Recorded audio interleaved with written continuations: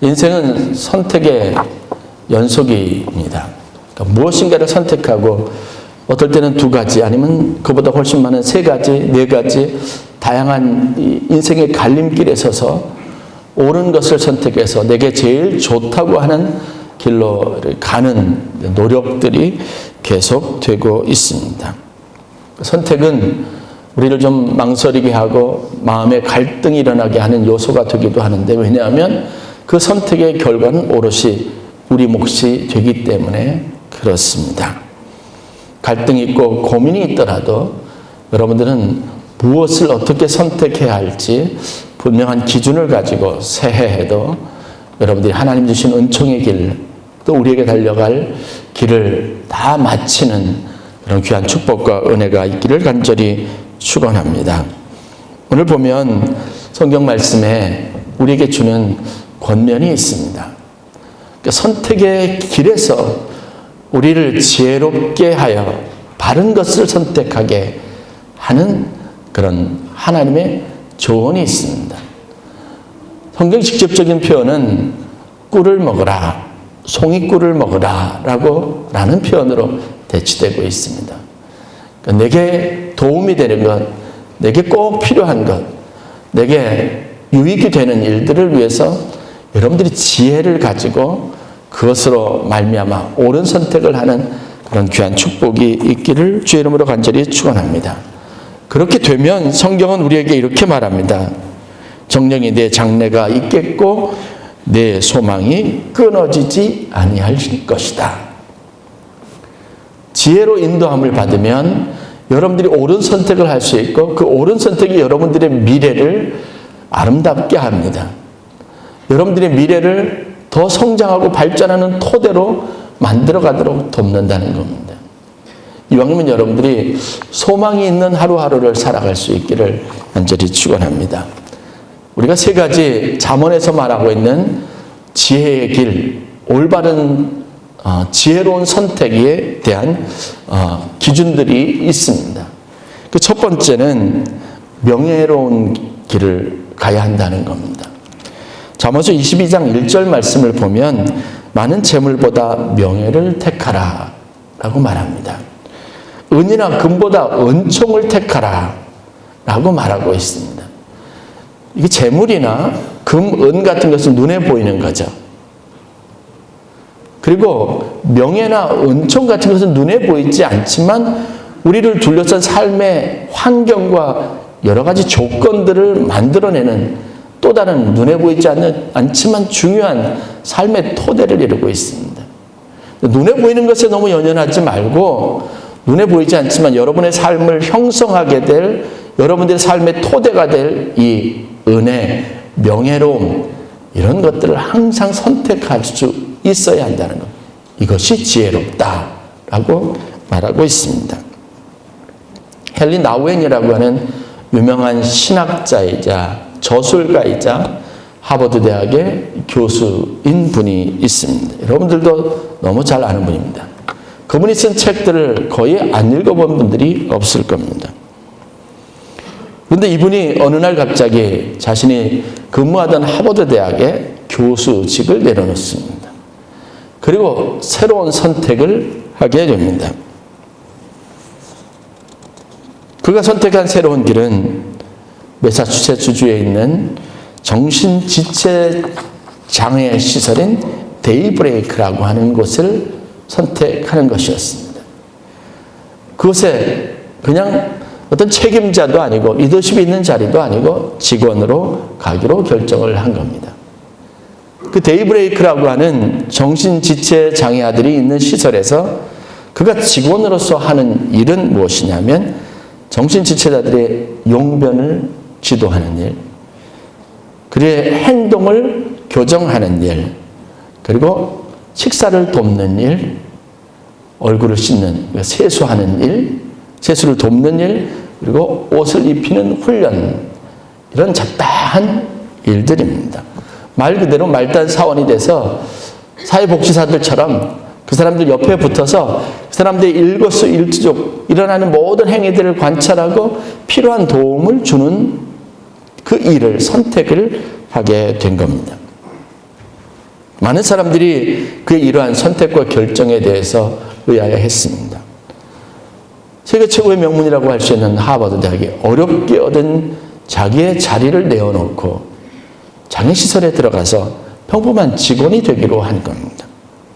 그 인생 후반기에 그가 결정한 이러한 일들은 어떤 의미가 있는지 다들 궁금해하고 묻고 싶었습니다. 그러나 자세한 대답을 하지 않았던 헬리나 웬 박사가 책을 하나 저술을 해서 출판을 했습니다. 그 책에 자신이 그러한 결정을 하게 된 모든 배경과 동기에 대한 것을 자세하게 기술했습니다. 그 책의 이름은 In the Name of Jesus, 예수의 이름으로라고 하는 책이었습니다. 우리나라에도 번역 출간되어 있습니다. 그 책에서 헬리나 웬 박사님은 다음과 같이 자신의 선택에 대해서 기록합니다. 나는 그동안 작은 성공의 외로운 꼭대기를 향하여, 작은 인기, 작은 권력의 꼭대기를 향하여 오르막길만을 추구해왔다. 그러던 어느 날 정신지체자인 한 청년 아담 군의 곁에 앉았을 때 나는 이런 인간들의 고통에 동참하는 내리막길을 통해서만 진정으로 예수를 알 수 있다는 것을 깨달았다. 오르막길에서는 예수가 보이지 않는다. 오직 내리막길에서만 복음서의 진정한 예수를 만날 수 있다. 그는 예수가 누구인가? 우리가 예수를 아는 길은 과연 무엇인가? 예수를 통해서 하나님이 우리에게 제시하고 있는 인생의 길은 무엇인가? 늘 알기를 원했습니다. 그러던 순간 자기네 인생에 어느 날 끊임없이 자신의 안에 있는 욕망을 채우기 위해서 만족하지 못하고 늘 언제나 허덕이듯이 숨가쁘게 오르고 있는 인생길에 대한 묵상이 있었습니다. 자기를 자랑하는 것 외에 다른 아무것도 없었고 나 때문에 누구의 인생에 어떤 변화가 일어나는지도 알지 못했습니다. 우연한 기회에 아담이라고 하는 청년을 만나서 그를 자세히 살펴보면서 내가 나의 유식한 말과 언어가 나의 신학적인 지식이 이 청년에게 과연 무엇을 줄 수 있으며 이 청년의 삶을 어떻게 바꿀 수 있을까 생각해 보았습니다. 아무것도 할 수 있는 것이 없었습니다. 지금 그 청년에게 필요한 것은 그의 곁에서 그의 작은 필요들을 채워주는 것 외에는 그 청년에게 예수가 누구인지를 아무리 유식하고 장황하게 설명하더라도 예수가 누구신지 그 청년은 이해할 수 없다는 절망감을 느끼게 된 겁니다. 그럼 내가 할 수 있는 일은 특별한 사람들만을 위한 일이었고 그런 세상 사람들만을 위한 삶이 아니었다는 것을 깨닫게 된 겁니다. 그래, 이 오르막길에서 끊임없이 퇴보하지 않고 끊임없이 사람들에게 뒤처지지 않기 위해서 힘겹게 달려오기만 했던 내 삶에서 과연 사람들과 주위를 돌아볼 수 있는 여유는 있었을까? 없었다는 것을 알게 됐습니다. 그래서 예수님이 선택하셨던 것처럼 내리막길에서 낮은 곳에서 사람들과 함께 호흡하면서 하나님의 뜻, 하나님의 구원의 계획, 사랑에 대해 훨씬 더 넓고 또 깊게 사람들과 만날 수 있다는 사실들을 알게 된 겁니다. 나웬 박사님은 어려서부터 신동이다, 천재, 지니어스하다고 하는 평가를 받았습니다. 탁월함이 그에게 있었습니다. 그 탁월함의 결과로 실패하지 않고 낙심하지 않고 절망하지 않고 끊임없이 자기 일을 채찍질하고 자기가 경계심을 가지고 나태하지 않았던 결과로 하버드 대학의 교수, 저명한 신학자가 되었습니다. 그가 쓴 20권 남짓한 책들은 베스트셀러가 됐습니다. 그가 전 세계 유명인이 됐습니다. 그를 초청해서 강연을 듣기를 원하는 사람들이 수도 없이 많았습니다. 엄청난 금액을 제시하면서 와서 한 번만이라도 강연해달라고 초청하는 부와 명예를 한꺼번에 다 얻는 사람이 됐습니다. 그런데 자신은 정작 바쁘기는 했어도 행복하거나 자신이 이 땅에 살아있는 가치에 대해서 깊게 공감하며 그것에 대해서 감동해본 삶과는 거리가 먼 인생을 살았다는 것을 알았던 겁니다. 그래서 이제는 아담의 옆에 있기로 작정을 한 겁니다. 그렇게 하버드 대학의 교수직을 내려놓고 매사추세츠주의 장애인 시설, 정신지체 장애인 시설에 평범한 직원으로 가서 생애 마지막 시간들을 보냈습니다. 우리 대부분의 사람들의 인생도 이와 같지 않을까 생각을 합니다. 요즘 학생들에게 대학을 가는 이유를 묻는다면 새로운 학문을 접하고 지적으로 좀 더 높은 수준을 유지하고 삶의 질을 향상시키는 그런 목적을 가지고 대학에 진학한다는 이야기 듣기 어렵습니다. 아니, 예전에는 그런 거창한 목표를 가지고 대학에 진학을 했다 치더라도 어느 순간인가 그 목적은 사라져버리고 출세해야지. 그러면 왜 출세를 해야 되느냐? 직업을 가지고 취직을 해야지. 그럼 왜 취직을 해야 되고 왜 직업을 가져야 되냐 물으면 그 마음의 깊은 곳에서는 돈을 많이 벌기 위한 단 하나의 목적만이 존재한다는 것을 알 수 있습니다. 그렇게 살아왔던 인생에서 과연 남는 것이 무엇일까라는 사실입니다. 물질은 우리를 편리하게 해줄 수는 있습니다. 그러나 결코 우리 인생을 행복하게 해주지 못한다는 사실을 우리는 상식처럼 알고 있지만, 그러나 여전히 우리의 육체는, 우리의 생각은 이 물질로부터 절대로 자유로워지지 않습니다. 그러나 정말 지혜로운 선택은 그럼에도 불구하고 재물이 아니라 명예를 선택해야 한다는 겁니다. 그러면 여러분, 관계를 얻을 수 있습니다. 사람을 얻을 수 있습니다. 내가 살아가는 삶의 환경과 바탕들을 아름답고 부드럽게 할 수 있습니다. 평화롭게 할 수 있습니다. 재물을 얻기 위해서 정해진 재물을 누가 더 많이 소유하느냐 경쟁하며 싸우는 그런 안타까운 그리고 살벌한 전쟁과 같은 인생을 더 이상 살지 않아도 됩니다. 관계의 평화를 추구하고 여러분의 살아갈 환경을 부드럽고 아름답게 할 수 있습니다. 명예를 선택할 때 그렇습니다. 물론 여러분들에게 물질과 격려된 분리된 삶을 살아라고 하는 것은 아닙니다. 그러나 여러분들의 인생에 둘 중에 하나를 선택해야 되는 순간이 온다면 여러분들에게 보다 나은 선택은 명예롭기를 선택하는 것인 줄 믿으시기를 주의 이름으로 간절히 축원합니다. 여러분들 다 깨어진 관계 속에서, 원수가 되어진 관계 속에서 서로 치열하게 경쟁하는 전쟁터에 내몰린 그 삶 속에서 여러분들이 가지고 있는 물질은 다른 사람들에게 지켜내야만 하는 피곤한 것일 뿐 더 이상 여러분들의 마음, 삶의 만족과 평화를 절대 가져다 주지 않는다는 것을 알아야 합니다. 그러나 여러분들이 평화를 추구하고 명예를 추구하면 그 공동체가 여러분들의 필요를 채울 것입니다. 여러분들이 먹을 것과 여러분들이 필요를 함께 나누어 주는 일을 기쁘게 할 것인 줄 믿으시기를 바랍니다. 저 역시 이런 가치관 때문에 많은 혼란을 겪었습니다. 다니던 직장을 그만두고 신학을 하기로 작정을 했을 때, 교회에서 사역자로 살기로 결정했을 때 누구보다도 극심한 스트레스가 있었습니다. 또 목회자가 되어서도 선교사가 되어서도 그런 물질의 갈등을 겪었을 때 선교지에서도 마찬가지입니다. 물질에 대한 유혹도 있었습니다. 내게 보장되는 어느 정도의 편안한 안정된 기반도 있었습니다. 그러나 그것 대신 이름의 명예, 그리스도인의 자긍심, 하나님의 자녀로서의 거룩함은 항상 포기해야만 하는 그런 좀 갈등 상황들이 참 많이 있었습니다. 그래도 지금까지 감사한 것은 명예로운 것을 선택했다는 것이 저에게는 축복입니다. 아주 작은 것에 연연해 있는 우리 자신으로부터 자유로울 수 있다는 것은 놀라운 축복입니다. 이 갈등 상황에서 명예로운 것, 하나님의 자녀로서의 명예로움, 거룩한 그리스도인으로서의 자긍심을 늘 언제나 중요한 기준으로 삼고 그 선택을 복되게 하는 여러분들이 되실 수 있기를 간절히 축원합니다.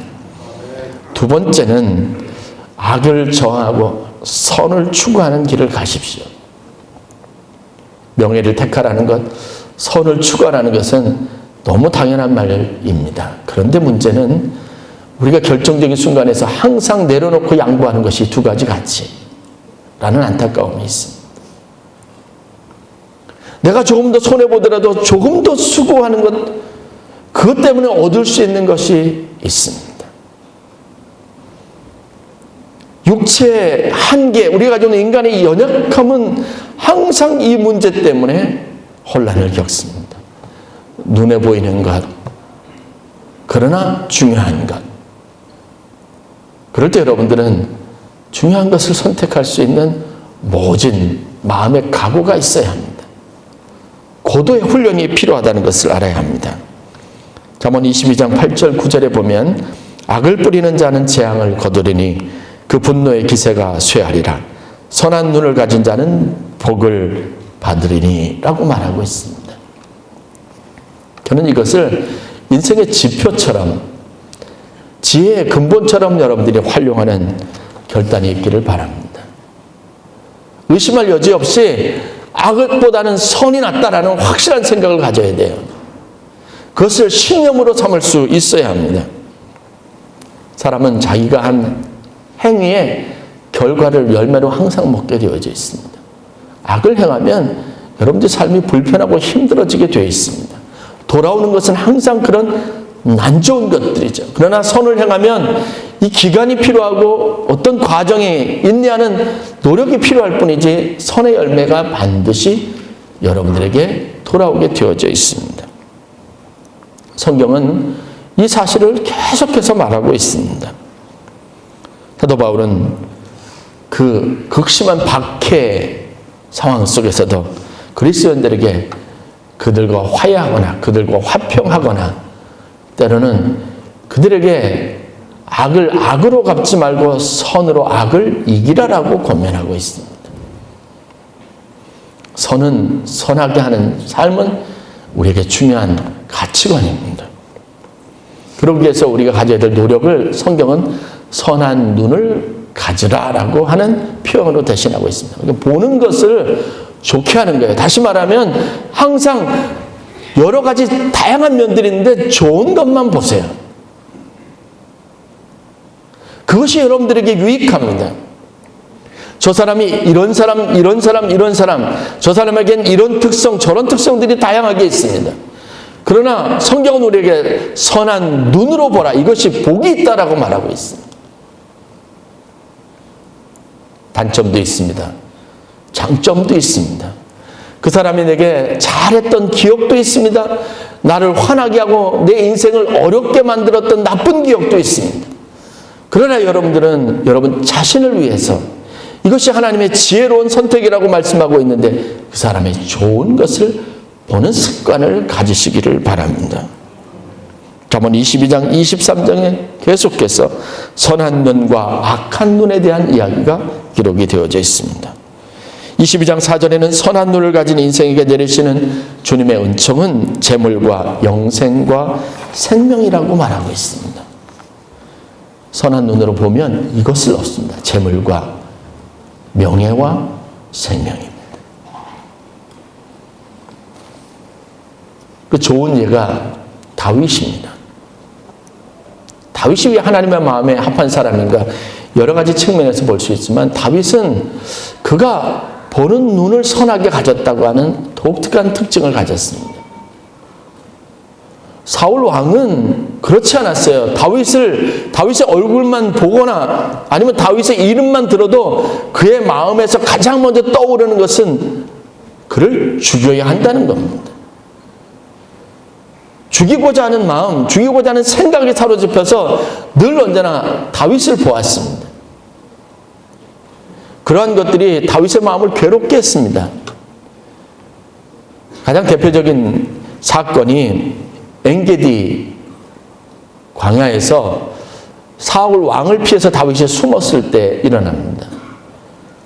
다윗과 그의 무리들이 엔게디에 있다는 이야기를 듣고 사울 왕이 3,000명의 정예 군사들을 데리고 수색을 합니다. 그런데 아무리 찾아도 없는 거예요. 왜냐하면 그때 당시 다윗은 아둘람이라고 하는 곳에 깊은 동굴에 숨어 있었습니다. 그런 사실도 알지 못하고 사울 왕이 수색을 하다가 지쳐서 용변을 보기 위해 굴을 하나 들어갔습니다. 은밀하게 사람들이 눈에 띄지 않는 굴을 찾아 들어갔는데 거기에 다윗과 그의 부하들이 숨어 있었다는 겁니다. 다윗의 부하들은 사울 왕이 나타나자 그들의 눈으로 본 그것이 하나님이 원수를 갚으라고 하는 기회로 주신 것이라고 생각했습니다. 다윗과 그의 부하들은 사울을 죽이자고 했습니다. 그런데 사울 왕을 바라보는 다윗의 눈은 달랐습니다. 그는 나를 죽이려고 하는 원수가 아니라 그의 마음속에 떠올랐던 그의 눈이 본 것은 하나님의 기름을 부으신 기름 부음 받은 하나님의 왕이었습니다. 놀라운 겁니다. 하나님이 그런 눈을 갖도록 역사하시면 좋은 것을 볼 수 있는 선한 눈을 여러분들이 갖게 되면 여러분들의 인생에 여러분들이 하는 행위가 달라지게 된다는 사실을 믿으시길 바랍니다. 또 다른 기회가 있었습니다. 똑같이 엔게디 광야에서 그렇게 자기가 자비를 베풀어서 돌아가 살려주었던 사울 왕이 다시 제 전열을 재정비해서 또 다윗을 잡으러 옵니다. 끊임없이 사울 왕의 눈에 다윗은 티끌입니다. 죽여야만 되는 대상입니다. 그게 사울 왕이 가지고 있던 괴로움입니다. 그러나 다윗은 그때 또다시 찾아온 기회 앞에서도 다 잠들어 있고 호위병마저도 무력화되어 있는 상황에서 사울 왕이 잠들어 있는 곳까지 가서 그곳에서 다윗은 무엇이라고 했는지 아십니까? 이 사람은 하나님의 기름 부음을 받은 왕이다. 이 사람에게 해를 가할 수 없다고 해서 다시 돌아왔습니다. 그것까지 갔을 때 다윗은요, 그래, 한번 봐줬는데 그래도 나를 계속해서 약속을 어기고 죽이려고 해? 아마 결심한 마음이었을 겁니다. 죽이고 싶은 확실한 결단이 그에게 있었을 겁니다. 그리고 그 순간 그 찰나가 왔을 때 아비새가 말합니다. 하나님이 이때를 위해서 우리에게 기회를 주셨고 하나님의 뜻은 분명히 이런 상황들을 미루어 사울 왕을 여기서 죽이고 당신이 왕이 되는 것이라고 말했습니다. 그런데 다윗은 그 자리에서도 자기의 마음이 녹아지는 것을 경험했습니다. 왜? 그의 눈에 사울 왕은 하나님의 기름 부은 받은 왕으로 하나님의 택하신 자로 보여졌기 때문에 그렇습니다. 이런 눈을 갖는다는 것은 축복입니다. 여러분들 새해에 하나님 성한 눈, 선한 눈, 그것으로 세상을 바라보고 더 이상 내 마음의 전쟁터와 같이 늘 갈등하지 않도록 그 사람의 좋은 면을 보고 늘 흐뭇하고 아름다운 마음을 품고 살아갈 수 있도록 그런 지혜와 은혜를 달라고 기도하실 수 있기를 주의 이름으로 간절히 축원합니다.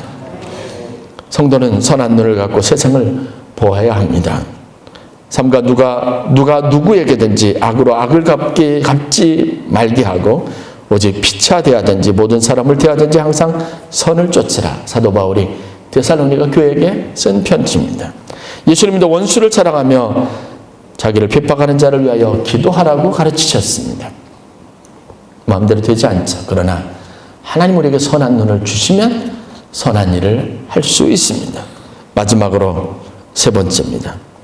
의로운 삶을 살기를 절대로 포기하지 마십시오. 의로운 삶이란 무엇입니까? 성경에 기록된 하나님의 말씀대로 사는 것입니다. 고린도서 6장 9절에 보면 불의한 자는 하나님의 나라를 유업으로 받을 수 없다라고 말합니다. 그러면 누가 하나님의 나라를 유업으로 받을 수 있습니까? 산상수훈에 보면 의에 줄이고 목마른 자가 복이 있다. 천국이 저희 것입니다 라고 말하고 있습니다. 시편 1편에 보면 대저 의인의 길은 여호와께서 인정하시나 악인의 길은 망할 것이다 라고 말하고 있습니다. 의로운 길은 long lasting, 우리의 길을 영원으로 인도하는 힘이 있습니다. 그리고 우리 앞길에 평안으로 인도합니다. 여러분들 육체의 정욕이 여러분들의 연약한 마음이 본능이 이끄는 대로 살아가는 것보다 하나님의 말씀을 기준으로 삼고 살아가는 삶이 훨씬 복이 있습니다. 성경에 의로운 사람이라고 하는 직접적인 평가를 받은 인물이 있습니다. 노아 그리고 요셉입니다. 노아는 의인이요 당대 완전한 자라라고 하는 표현이 있습니다. 그의 의로움은 무엇이었습니까? 하나님의 뜻을 따르는 것이었습니다.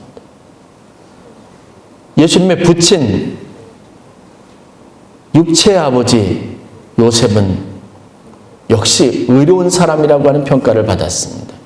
그 의로움으로 요셉은 마리아가, 정혼한 마리아가 아이를 가졌다는 이야기를 듣고 조용히 아무도 모르게 이를 처리하려고 했습니다. 그때 천사가 나타났습니다. 요셉에게 말합니다. 마리아는 성령으로 잉태된 것이니 그를 아내로 맞이하라. 이 이야기를 듣고 요셉이 보인 태도는 무엇인지 아십니까? 하나님께서 말씀하신 대로 이루어지도록 가부장적인 사회에서 결혼하지 않은 여자가 아이를 가졌던 그 위태로운 사회에서 불명예스러운 일을 당할 수 있는, 사람들이 손가락질을 당할 수 있는 그 상황에서 자기의 의보다는 하나님의 의를 드러내고 하나님의 뜻에 순종했습니다. 그가 얻었던 이름의 명예는 그렇게 나타나고 얻게 되어졌습니다. 하나님의 말씀은 생명의 길로 인도하고 여러분들의 결과를 항상 바르게, 옳게, 복되게 한다는 믿음을 가지시기를 바랍니다. 재물보다는 명예를, 악보다는 선을, 그리고 불의보다는 의로움을 선택해서 살아가는 한 해가 되실 수 있기를 주의 이름으로 간절히 축원합니다. 선택은 항상 두 단계로 일어나게 되어 있습니다. 첫 번째는 마음과 생각으로 하는 게 선택이에요. 결정은 다 하는데 대부분의 사람들은 두 번째 선택에서 실패합니다. 즉 행동으로 옮기는데 실패합니다. 사람은 마음으로 좋은 것을 생각하고 행위로 악을 행합니다. 사람들은 마음으로 의로운 것을 생각하고 행위에 있어서는 불의합니다. 사람들은 마음으로는 선을 추구하는데 행위에서는 늘 악합니다. 그러므로 마음으로 먹은 첫 번째 선택을 행위로까지 이어지게 하는 그 결단을 할 수 있기를 바랍니다. 기도하셔야죠. 여러분의 마음의 생각에 성령께서 함께 하셔서 여러분이 마음에 먹은 대로 실천에 옮기도록 하나님께서 도우시기를 기도하시고, 새해에는 여러분들이 이런 선택을 통해서 더 복된 삶을 살아가는 은혜가 있기를 간절히 축원합니다. 기도하겠습니다.